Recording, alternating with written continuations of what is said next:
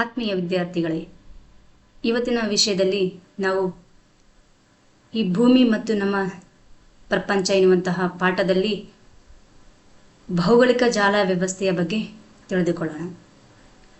ಈ ಭೌಗೋಳಿಕ ಜಾಲ ವ್ಯವಸ್ಥೆಯಲ್ಲಿ ನಾವು ನೋಡೋದಾದರೆ, ಇಲ್ಲಿ ಕಂಡುಬರುವಂತಹ ಚಿತ್ರದಲ್ಲಿ ಈ ಭೂಮಿಯು ಗೋಳಾಕಾರವಾಗಿದೆ.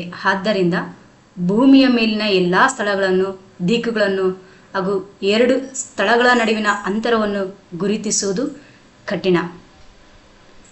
ಹಾಗಾಗಿ ಭೂಮಿಯ ಮೇಲಿನ ಒಂದು ಸ್ಥಳದ ನಿರ್ದಿಷ್ಟ ಸ್ಥಾನ, ಸನ್ನಿವೇಶ, ಅಂತರ ಮತ್ತು ದಿಕ್ಕುಗಳನ್ನು ಅರಿಯಲು ಕಾಲ್ಪನಿಕ ರೇಖಾಜಾಲ ವ್ಯವಸ್ಥೆಯನ್ನು ನಕ್ಷೆ ಅಥವಾ ಗೋಳದ ಮೇಲೆ ಊಹಾರೇಖೆಗಳನ್ನು ಎಳೆಯಲಾಗಿದೆ. ಈ ಊಹಾರೇಖೆಗಳನ್ನು ಪೂರ್ವ ಪಶ್ಚಿಮವಾಗಿ ಮತ್ತು ಉತ್ತರ ದಕ್ಷಿಣವಾಗಿ ಎಳೆಯಲಾಗಿದ್ದು, ಇವುಗಳನ್ನು ಅಕ್ಷಾಂಶಗಳು ಮತ್ತು ರೇಖಾಂಶಗಳು ಅಂತ ಕರೀತೀವಿ. ಇಲ್ಲಿ ಎಳೆದಿರುವಂತಹ ಈ ಚಿತ್ರಪಟದಲ್ಲಿ ಕಂಡುಬರುವಂತಹ ಈ ರೇಖೆಗಳು ಅಡ್ಡಲಾಗಿರುವಂತಹ ರೇಖೆಗಳನ್ನು ನಾವು ರೇಖಾಂಶಗಳಂತ ಹೇಳಿ ಕರೆಯಲಾಗುತ್ತೆ.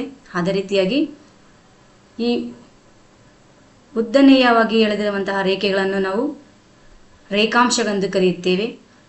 ಸೊ ಹಾಗಾಗಿ ಈ ಭೌಗೋಳಿಕ ಜಾಲ ವ್ಯವಸ್ಥೆಯನ್ನು ನಾವು ಇವುಗಳ ನಿರ್ಧಾರದ ಮೇಲೆ ನಾವು ಗೋಳದ ಒಂದು ಸನ್ನಿವೇಶ, ಸ್ಥಾನವನ್ನು, ದಿಕ್ಕುಗಳನ್ನು ಸಹ ನಾವು ಅರಿಯಬಹುದಾಗಿರುತ್ತೆ. ಈ ಊಹಾರೇಖೆಗಳನ್ನು ನಾವು ಪೂರ್ವ ಪಶ್ಚಿಮವಾಗಿ ಮತ್ತು ಉತ್ತರ ದಕ್ಷಿಣವಾಗಿ ಎಳೆಯಲಾಗಿರುತ್ತೆ. ಪೂರ್ವ ಪಶ್ಚಿಮವಾಗಿ ಉತ್ತರ ದಕ್ಷಿಣವಾಗಿ ನಾವು ಈ ರೇಖೆಗಳನ್ನು ಎಳೆಯಲಾಗಿರುತ್ತೆ.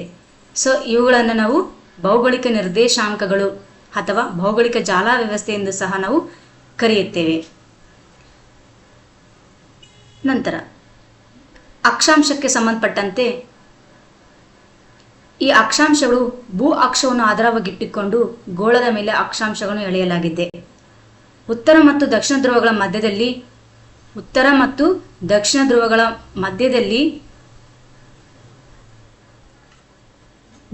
ಮಧ್ಯದಲ್ಲಿ ಭೂ ಅಕ್ಷಕ್ಕೆ ಸಂಬಂಧಪಟ್ಟಂತೆ ಲಂಬವಾಗಿ ಸಮಭಾಜಕ ವೃತ್ತವನ್ನು ರಚಿಸಲಾಗಿದೆ. ಈ ಸಮಭಾಜಕ ವೃತ್ತಕ್ಕೆ ಸಮಾನಾಂತರವಾಗಿರುವಂತೆ ಗೋಳದ ಮೇಲೆ ಪೂರ್ವ ಪಶ್ಚಿಮಾಭಿಮುಖವಾಗಿ ಎಳೆದಿರುವಂತಹ ಕಾಲ್ಪನಿಕ ರೇಖೆಗಳನ್ನು ನಾವು ಅಕ್ಷಾಂಶಗಳು ಅಂತ ಕರೀತೀವಿ. ಸಮಭಾಜಕ ವೃತ್ತವು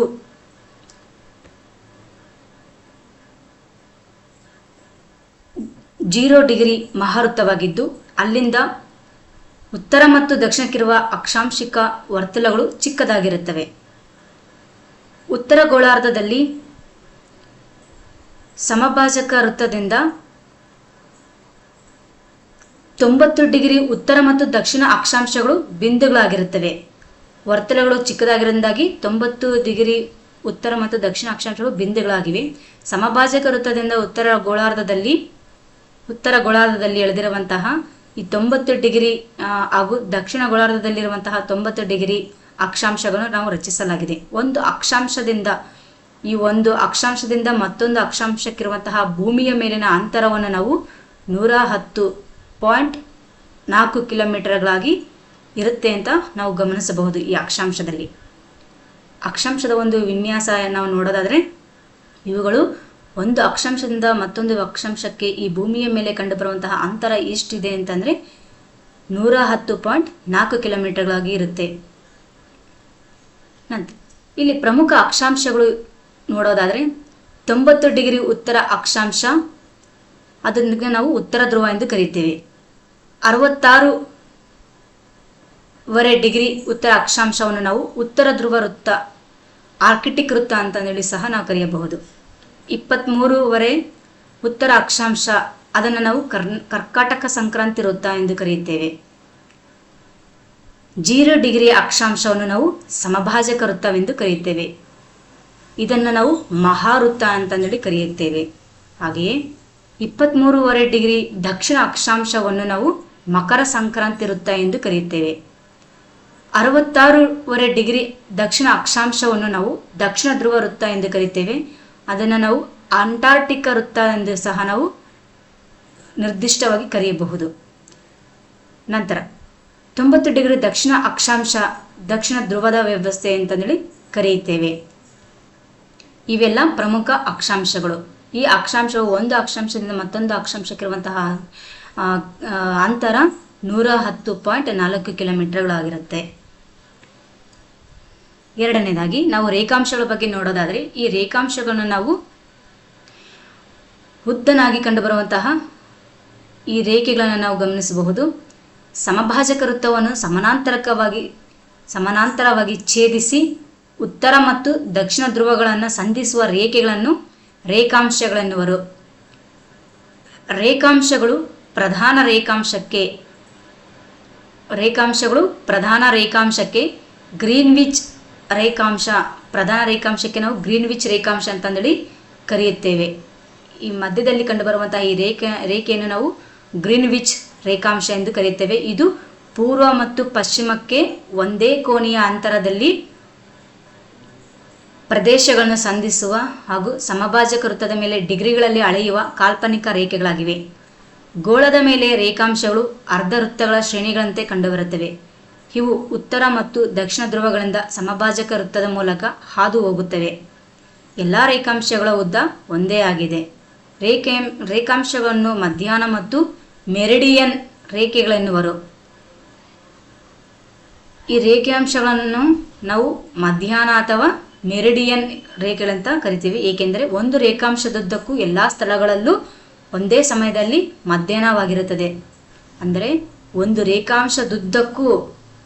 ರೇಖಾಂಶದುದ್ದಕ್ಕೂ ಇಲ್ಲಿ ಕಂಡುಬರುವಂತಹ ಒಂದು ರೇಖಾಂಶದುದ್ದಕ್ಕೂ ಎಲ್ಲ ಸ್ಥಳಗಳಿಂದ ಈ ಒಂದು ರೇಖೆಯು ಕಂಡುಬರೋದ್ರಿಂದಾಗಿ ವಿವಿಧ ದೇಶಗಳಾಗಿರ್ಬೋದು, ವಿವಿಧ ಖಂಡಗಳಾಗಿರ್ಬೋದು, ಅಲ್ಲಿ ಕಂಡುಬರುವಂತಹ ಈ ರೇಖೆಯು ಗೋಚರವಾಗಿರುವಂತಹ ಸ್ಥಳದ ಈ ಭಾಗದಲ್ಲೆಲ್ಲ ಅದನ್ನು ನಾವು ಮಧ್ಯಾಹ್ನದ ಸಮಯ ಅಂತಂದೇಳಿ ಕರೆಯಬಹುದು. ಈ ಗ್ರೀನ್ವಿಚ್ ರೇಖೆ ಇಂಗ್ಲೆಂಡಿನ ಗ್ರೀನ್ವಿಚ್ನ ಮೇಲೆ ಹಾದು ಹೋಗುವ ರೇಖಾಂಶವನ್ನು ಪ್ರಧಾನ ರೇಖಾಂಶವೆಂದು ಆಯ್ಕೆ ಮಾಡಲಾಗಿದೆ. ಗ್ರೀನ್ವಿಚ್ ರೇಖೆಯನ್ನು ಪ್ರಧಾನ ರೇಖಾಂಶವೆಂದು ಕರೆಯಲಾಗಿದೆ. ಇಲ್ಲಿ ಕಂಡುಬರುವಂತಹ ಈ ಭೂಪಟದ ನಕ್ಷೆಯಲ್ಲಿ ಕಂಡುಬರುವಂತಹ ಈ ಗ್ರೀನ್ವಿಚ್ ರೇಖೆಯು ಇದನ್ನು ನಾವು ಪ್ರಧಾನ ರೇಖಾಂಶ ಎಂದು ಕರೆಯುತ್ತೇವೆ. ಇದನ್ನು 0 ಡಿಗ್ರಿ ಎಂದು ಸಹ ಗುರುತಿಸಲಾಗಿದೆ. ಗ್ರೀನ್ವಿಚ್ ರೇಖಾಂಶದಿಂದ ಪೂರ್ವಕ್ಕೆ ಮತ್ತು ಪಶ್ಚಿಮಕ್ಕೆ, ಈ ಗ್ರೀನ್ವಿಚ್ ರೇಖೆಯು ಪೂರ್ವಕ್ಕೆ ಮತ್ತು ಪಶ್ಚಿಮಕ್ಕೆ 180 ರೇಖಾಂಶವನ್ನು ಹೊಂದಿರುತ್ತೆ. ಪೂರ್ವಕ್ಕೆ 180 ಮತ್ತು ದಕ್ಷಿಣಕ್ಕೆ 180 ರೇಖಾಂಶಗಳನ್ನು ಎಳೆಯಲಾಗಿರುತ್ತೆ. ಒಟ್ಟು 360 ರೇಖಾಂಶಗಳಿರುತ್ತವೆ. ಈ ಪ್ರಧಾನ ರೇಖಾಂಶದಿಂದ 180 ಪೂರ್ವ ರೇಖಾಂಶದವರೆಗಿನ ವಲಯವನ್ನು ನಾವು ಈ ಪ್ರಧಾನ ರೇಖಾಂಶ, ಈ 0 ಡಿಗ್ರಿ ರೇಖಾಂಶ ಇದೆ ಅಲ್ವಾ, ಇದರೊಳಗೆ ಕಂಡುಬರುವಂತಹ 180 ಪೂರ್ವದೊಳಗೆ ಕಂಡುಬರುವಂತಹ 180 ರೇಖಾಂಶಗಳನ್ನು ನಾವು ಆ ಒಂದು ಭಾಗವನ್ನು ನಾವು ಈ ಒಂದು ಸೀಮಿತವಾಗಿರುವಂತಹ ಪ್ರದೇಶವನ್ನು ನಾವು ಭೂವಾರ್ಧ ಅಥವಾ ಪೂರ್ವಾರ್ಧ ಗೋಳ ಎಂದು ಕರೆಯುತ್ತೇವೆ. ಇದನ್ನು ನಾವು ಪೂರ್ವಾರ್ಧ ಗೋಳ ಅಂತಂದೇಳಿ ಕರೆಯಬಹುದು. ಅದೇ ರೀತಿಯಾಗಿ ಇದಕ್ಕೆ ವಿರುದ್ಧವಾಗಿರುವಂತಹ ಭಾಗವನ್ನು ನಾವು ಪಶ್ಚಿಮಾರ್ಧ ಗೋಳಾರ್ಧವೆಂದು ಸಹ ನಾವು ಕರಿತೀವಿ. ಪ್ರಧಾನ ರೇಖಾಂಶದಿಂದ ಪಶ್ಚಿಮ ಭಾಗಕ್ಕಿರುವಂತಹ ಎಲ್ಲ ರೇಖೆಗಳ ಒಂದು ಭಾಗವನ್ನು ನಾವು ಪಶ್ಚಿಮಾರ್ಧ ಗೋಳ ಎಂದು ಕರೆಯುತ್ತೇವೆ.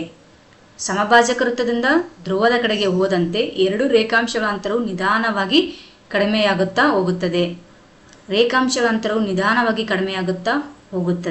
ಇದಕ್ಕೆ ಕಾರಣ ಎಲ್ಲ ರೇಖಾಂಶಗಳು ಎರಡೂ ಧ್ರುವಗಳಲ್ಲಿ ಸಂಧಿಸುತ್ತವೆ. ಪ್ರಧಾನ ರೇಖಾಂಶದಿಂದ ಧ್ರುವಗಳ ಕಡೆಗೆ ಹೋದ ಹಾಗೆ ಎಲ್ಲ ಈ ಕೊನೆಯ ತುದಿಗೆ ಹೋದಂಗೆಲ್ಲ ಅವುಗಳ ಅಂತರವೇನಾಗುತ್ತೆ, ಚಿಕ್ಕದಾಗಿ ಕಾಣಿಸುತ್ತೆ. ಸಮಭಾಜಕ ವೃತ್ತದ ಮೇಲೆ ಎರಡು ರೇಖಾಂಶಗಳ ನಡುವಿನ ಅಂತರವು ಒಂದು ರೇಖಾದಿಂದ ಮತ್ತೊಂದು ರೇಖಾದ ನಡುವಿನ ಅಂತರ ಎಷ್ಟು ಇದೆ ಎಂದರೆ ಇದು ಅತಿ ಹೆಚ್ಚು, ಅಂದರೆ ಸುಮಾರು 111 ಕಿಲೋಮೀಟರ್ಗಳಷ್ಟು ಅಂತರವಿರುತ್ತದೆ. ಒಂದು ರೇಖೆಯಿಂದ ಮತ್ತೊಂದು ರೇಖೆಗೆ ಇರುವಂತಹ ಅಂತರ 111 ಕಿಲೋಮೀಟರ್ಗಳಷ್ಟು.